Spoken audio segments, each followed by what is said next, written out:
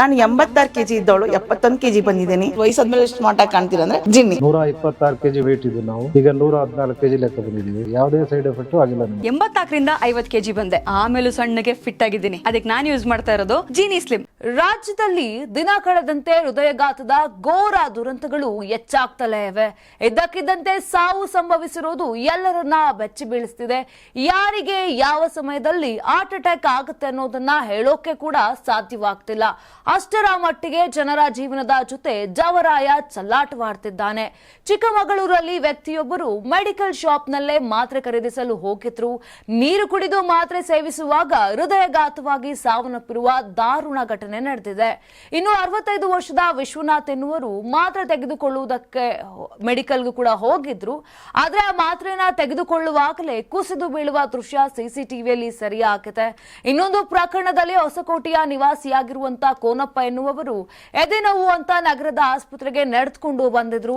ಬಳಿಕ ವೈದ್ಯರು ಚಿಕಿತ್ಸೆಗೆ ಮುಂದಾದಾಗ ಕಾರ್ಡಿಯಾಕ್ ಅರೆಸ್ಟ್ನಿಂದ ಕುಸಿದು ಬಿದ್ದಿದ್ದಾರೆ.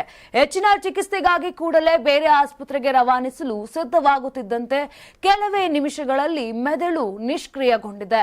ಆಗ ಕೋನಪ್ಪ ಅವರ ಬ್ರೈನ್ ಡೆಡ್ ಆಗಿದೆ ಅಂತ ವೈದ್ಯರು ತಿಳಿಸಿದ್ದಾರೆ. ಇನ್ನು ಈ ವಿಚಾರ ಕೇಳಿ ಕುಟುಂಬಸ್ಥರಿಗೆ ಬರ ಸಿಡಿಲೆ ಅಪ್ಪಳಿಸಿದಂತಾಗಿದೆ.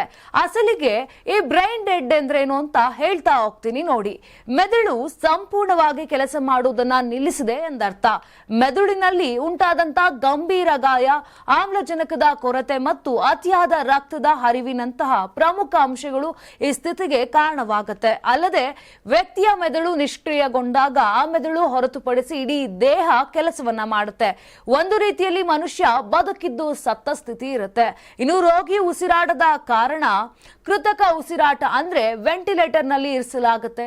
ಇನ್ನು ಪ್ರಮುಖವಾಗಿ ಇತ್ತೀಚಿನ ದಿನಗಳಲ್ಲಿ ರಾಜ್ಯದ ಹಾಸನ ಸೇರಿದಂತೆ ಹಲವು ಜಿಲ್ಲೆಗಳಲ್ಲಿ ಯುವ ಸಮೂಹವು ಅನಿರೀಕ್ಷಿತ ಹೃದಯಘಾತಕ್ಕೆ ಬಲಿಯಾಗುತ್ತಿರುವುದು ಎಲ್ಲರನ್ನೂ ಆತಂಕಕ್ಕೆ ದೂಡಿದೆ. ನಾನು 86 ಕೆಜಿ ಇದ್ದವಳು 71 ಕೆಜಿ ಬಂದಿದ್ದೀನಿ. ವಯಸ್ಸಾದ್ಮೇಲೆ ಸ್ಮಾರ್ಟ್ ಆಗಿ ಕಾಣ್ತೀರಾ ಅಂದ್ರೆ ಜಿನ್ನಿ. 126 ಕೆಜಿ ವೇಟ್ ಇದ್ದು ನಾವು ಈಗ 114 ಕೆಜಿ ಲೆಕ್ಕ ಬಂದಿದ್ದೀವಿ. ಯಾವುದೇ ಸೈಡ್ ಎಫೆಕ್ಟ್ ಆಗಿಲ್ಲ ನಮಗೆ. 84ರಿಂದ 50 ಕೆಜಿ ಬಂದೆ. ಆಮೇಲೂ ಸಣ್ಣಗೆ ಫಿಟ್ ಆಗಿದ್ದೀನಿ. ಅದಕ್ಕೆ ನಾನು ಯೂಸ್ ಮಾಡ್ತಾ ಇರೋದು ಜೀನಿ ಸ್ಲಿಮ್.